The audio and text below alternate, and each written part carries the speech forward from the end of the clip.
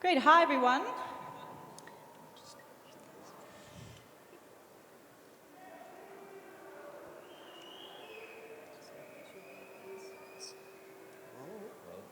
No, just completely muted. There we go. Perfect. Hi, everyone. Thank you so much for joining us for today's press conference following the announcement of the 15-player Proteas squad for the upcoming ICC Men's Cricket World Cup, which will, of course, be hosted in India in October and November.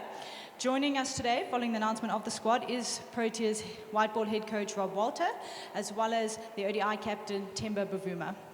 Now, we do have a couple of press in the venue, so we are going to take those questions first before we hand over to those online. For those of you online, please do raise your hand if you would like to ask a question.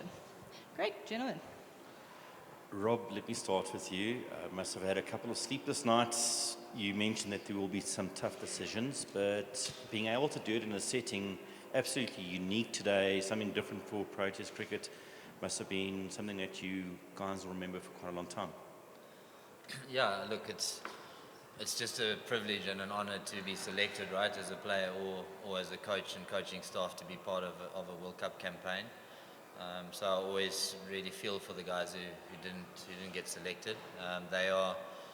They've put in as much work. They've worked tirelessly just to be available. So yeah, those are the tough parts. In terms of the actual setting, yeah, I mean, it's a great privilege to be part of a school that has such a strong history, but also I think for the players to be acknowledged by the school as well, which is a treat and not something that happens every day. So the uniqueness is probably special itself.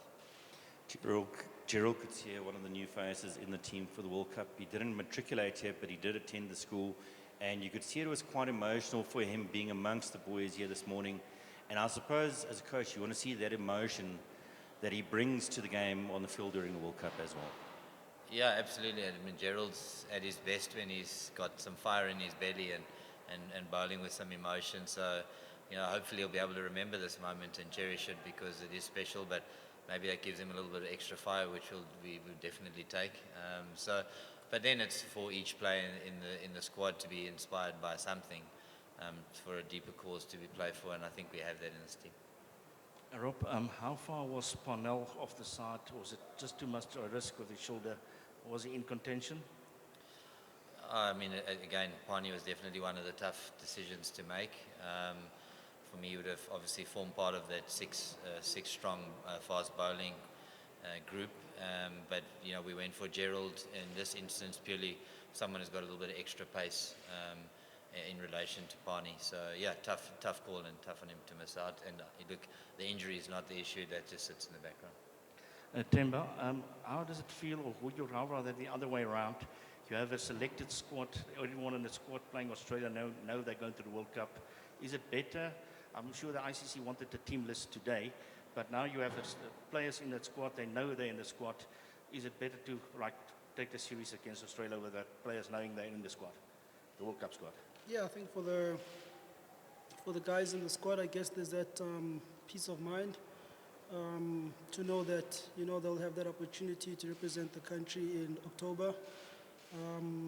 With that being said, you know, and I know that the series against Australia has been seen as a build-up for the World Cup, but I think it's important that you put it into context and give it the significance that it deserves. Playing against Australia it's not something that happens every day, first and foremost. And there's a certain energy and pride that comes with this for us players when you play against Australia. So as much as we have the World Cup coming in India, but the important thing for us is to turn up for this Australia series, tick all the boxes that need to be ticked, overcome the challenges that come playing against Australia in these conditions, and then obviously look forward to the World Cup. Temba, just last one from me. What is the big focus point for you guys at the World Cup in terms of what you felt maybe you were a little bit short in previous World Cups, ODI and T20?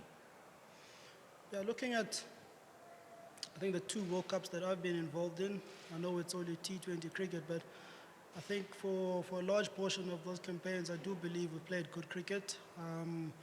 I guess going into the 50-over World Cup again, it's about playing good cricket, but it's about playing good cricket for that 5 to 7 week period. The first couple of games will obviously be important in terms of us getting that momentum, but in terms of us really getting that cohesion and synergy and flow happening within our team. I believe once we are able to do that as a team sooner than later, then anything can happen for this team.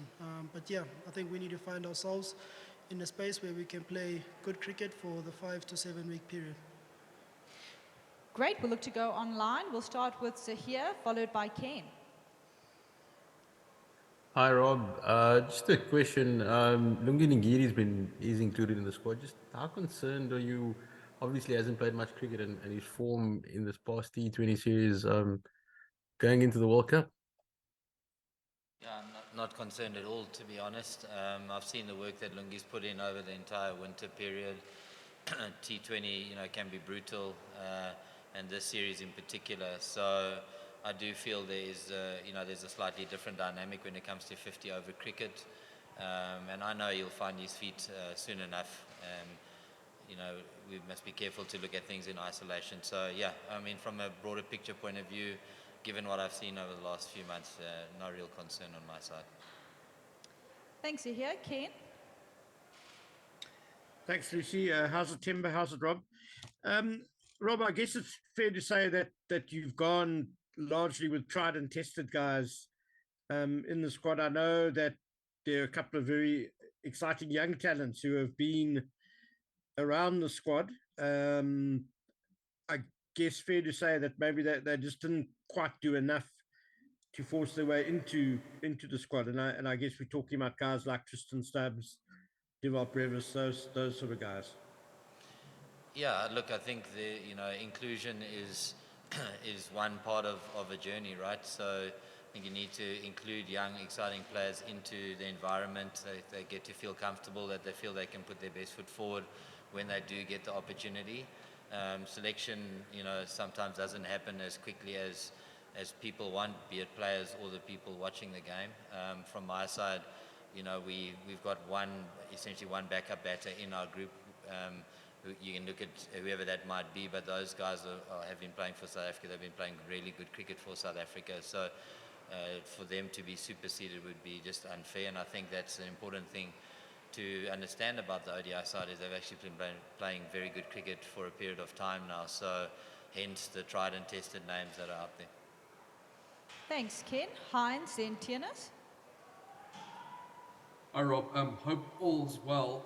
I suppose in an ideal world it's not really supposed to be a talking point all that much and stuff, but just the new direction you guys have gone, at national level in terms of selection autonomy, doing away with selection panels and that stuff, are you comfortable with that model? Are you enjoying it? Because I suppose in a World Cup context there has been a history, notably 2015, where there might have been some hitches and stuff. So are you happy and comfortable with that arrangement, that you guys sort of like have autonomy as a team itself and no like extra guys weighing in?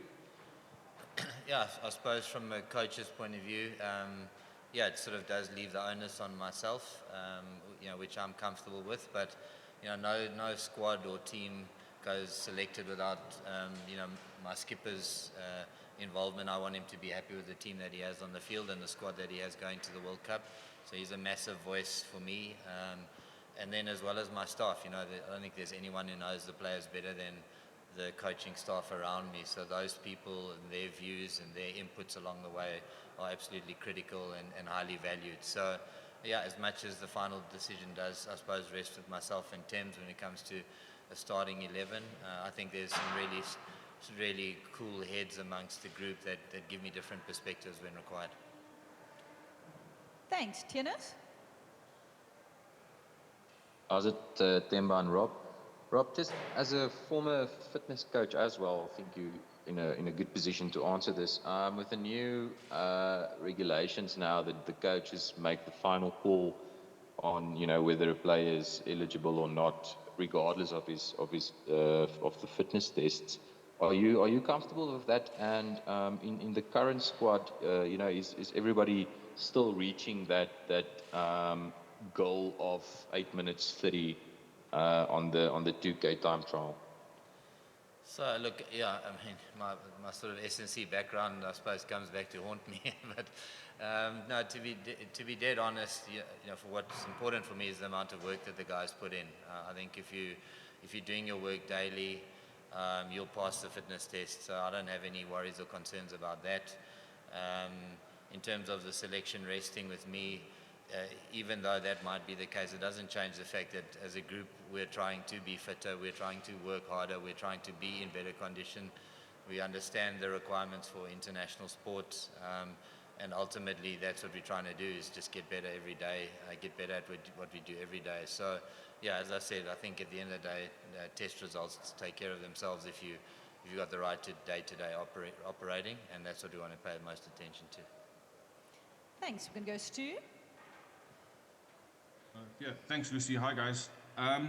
Rob, just on conditions in India at that time of year, you know, the last World Cup in 2011, I think, was held in like March, April. This time you're going October, November. How much did that play a role in forming your selections for the squad? And in particular, what stood out about, you know, when you made the selections that was informed by the conditions you are likely to face at that time of year? Yeah, look, I think the sort of the thing with conditions, I suppose I've said it a fair number of times, is having been to India a fair bit, you realize that there is no one condition that you're going to be faced with. There's a real spectrum of conditions. I've no doubt that there'll be some directive around creating the best cricket wickets that they can to make sure that it's a spectacle.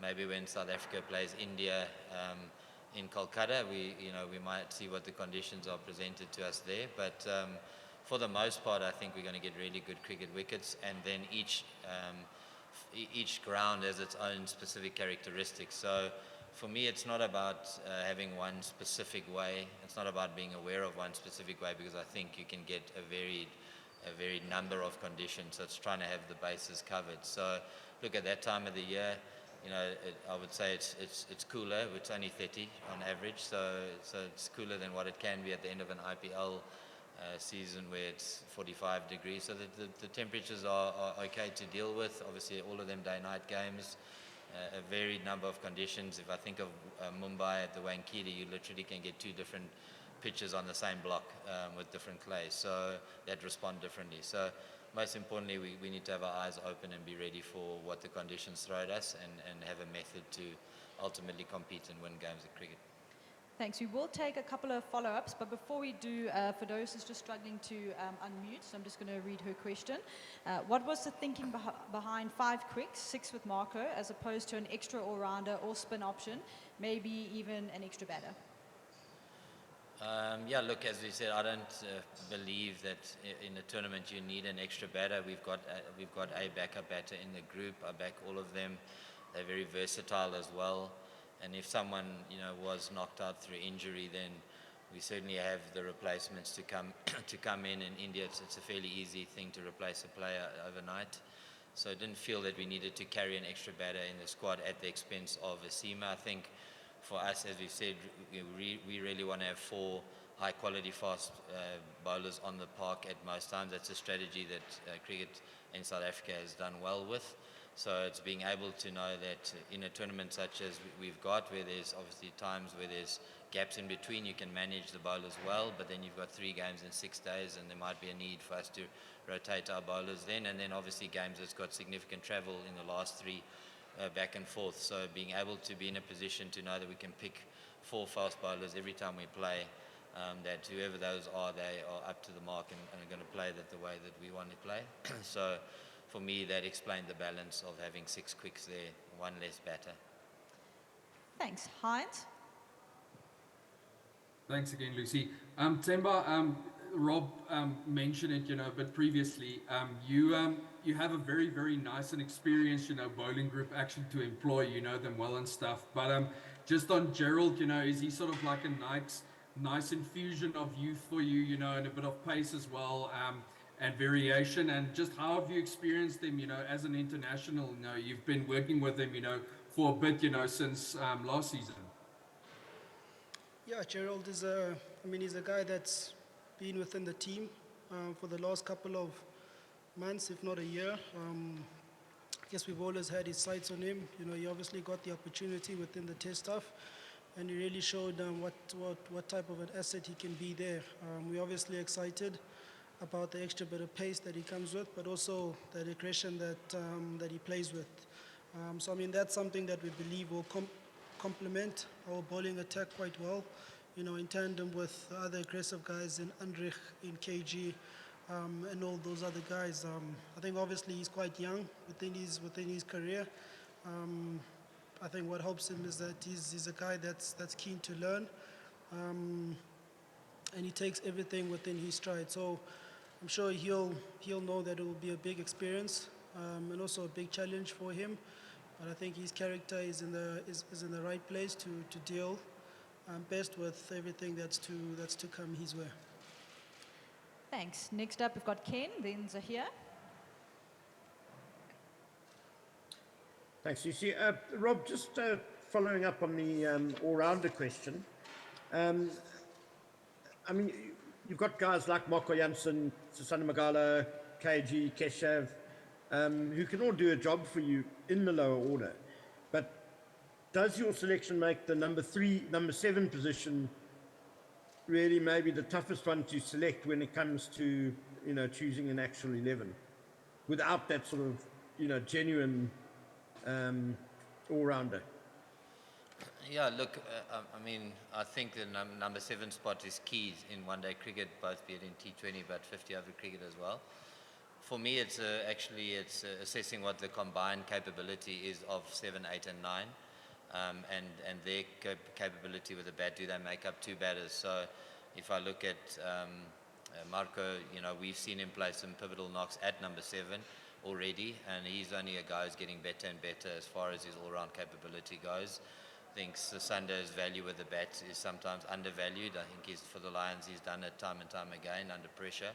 And certainly that's something that we've been working tirelessly on, is his batting capability. So if they were 7 and 8, and then, our 9, 10 and 11, you know, we've put a huge amount of emphasis on their batting and ability to contribute at the back end of our batting lineup. And then you also got guys like Gerald, whose batting capability, we saw a little bit of it in the T20. He's sort of got a great understanding of what the game requires from him. He's got a really good skill set, and certainly he's someone who will be looking to grow from an all-round capability point of view, because if you've got those guys and they can bat, and you want to bat down to number 9 or 10, it certainly lengthens the batting lineup significantly. Thanks. We're going to take the last 3 questions, starting with Zahir. Temba, Ken kind of asked my question, but just to rephrase that, when you don't have an all-rounder in the way you guys want to play in terms of the positive brand of cricket, does it curtail you a bit, or are you still able to go as hard as you want to when considering the tail that you have? I wouldn't say it curtails us. Something that, yes, we're aware of as a team, but I think maybe it just calls on a bit of smartness from us. But I think in approaching the games as the batters, I think it'll all be the same. We're always looking to be positive. We're always looking for opportunities to turn the game into our favor, and to really back our skill and our game sense to be able to do that consistently well over a period of time. So yeah, I don't believe that will curtail us as batters. Thanks. Next up, Tienis, then we'll look to wrap with Stu. Rob, we've just seen that Quinny's announced that he's going to retire from ODI cricket after the World Cup. Just firstly, your thoughts on that, and then secondly, Fido's also wrote a story now this morning about him wanting to play in the Big Bash and then maybe missing the 3 ODIs against India, and now having conversations with Cricket South Africa about it. How important is it for you guys to have him available for those games, especially in the lead up to next year's T20 World Cup? I think, dealing first with the issue of Quinny's retirement. I mean, a player himself knows when's the right time to step out. I mean, Quinny's been a magnificent player for South Africa in the 50-over format, and he's got some unfinished business, I know, for him from a World Cup point of view. So it's great to have his energy directed towards these 5 one-days and then a World Cup to follow.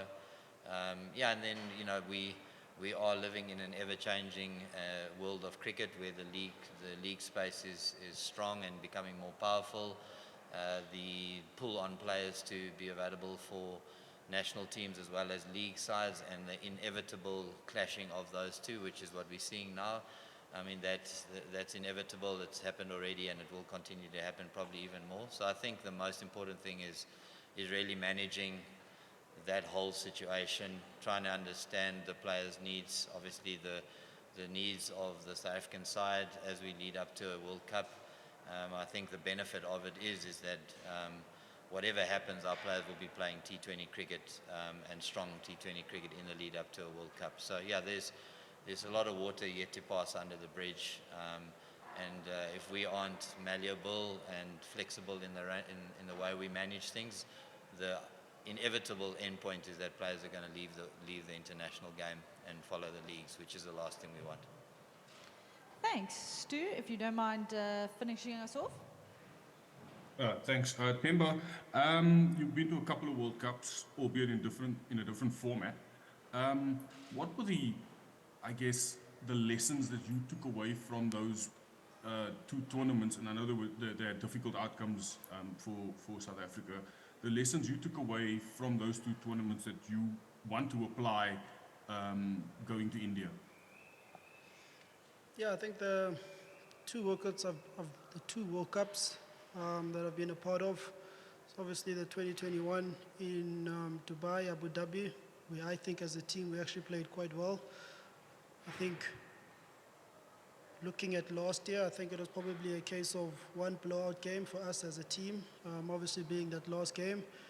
And I guess if there's a lesson to be learned from that, I guess would be to respect every game as it comes and make sure that you're in a mental space to turn up for that game and whatever challenges that come your way. I do think the challenge will be different with the 50 over side, or at least with this 50 over World Cup. And like I said, I think our challenge, our focus will be to play good cricket for that 7-week period. Whatever that good cricket will look like, it'll be dependent on whatever the challenges that we come across there in India. But I think that'll be our focus. And as they say, try take it game by game, day by day. We still have a couple of more days until then. And I think it'll just be to use the days that we have from today till, I guess our first game is on the 7th, to prepare ourselves as well as we can. I think the other aspect to it, in a weird way, is to enjoy the experience. Being at the World Cup comes with a lot of pressure, a lot of responsibility, a lot of baggage as well. But I think, in terms of enjoying and savoring all those moments, I think that's almost an underrated aspect of it all. Great, thank you. That concludes today's press conference. Thank you, Rob and Temba, for joining us, as well as the media in the room and those online. The audio and video files will be shared a little bit later. Thank you very much, everyone. Thanks, Lucy. Thanks, Temba. Thanks, Rob. Good luck. Cheers.